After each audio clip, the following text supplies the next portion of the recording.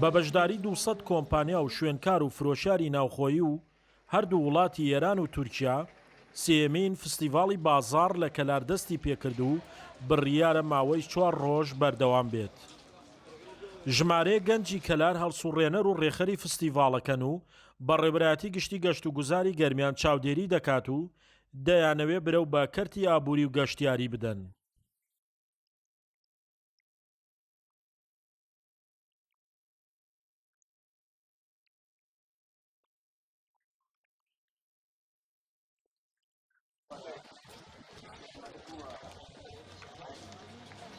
کۆمپانیا و شوێنکار و خاوەن پیشەکانم فستیڤاڵە بە دەرفەتێک ئەزانن بۆ ناساندن و دابینکردنی خواستی کڕیارەکانیان.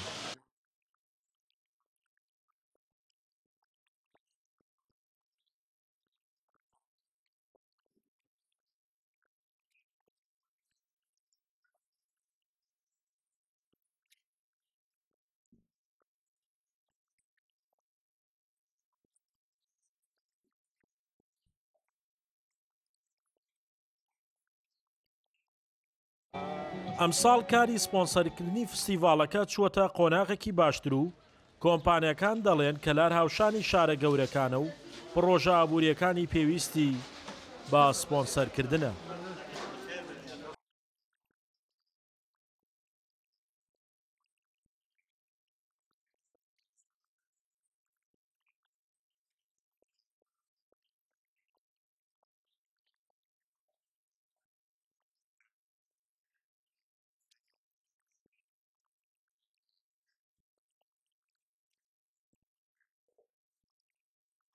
ساڵی پار 150 کۆمپانیا و شوێنکار بەشدار بوون و بڕی مامەڵە لە نێوان فرۆشیار و کڕیار 1 ملیار و 300 ملیۆن دینار بووە و 2000 دەرفەتی کار ڕەخساوە. بۆ ئەم ساڵ پێشبینی دەکرێت 2 ملیار دینار مامەڵە لە نێوان کڕیار و فرۆشیار بێت و لەگەڵ ڕەخساندنی 3000 دەرفەتی کار.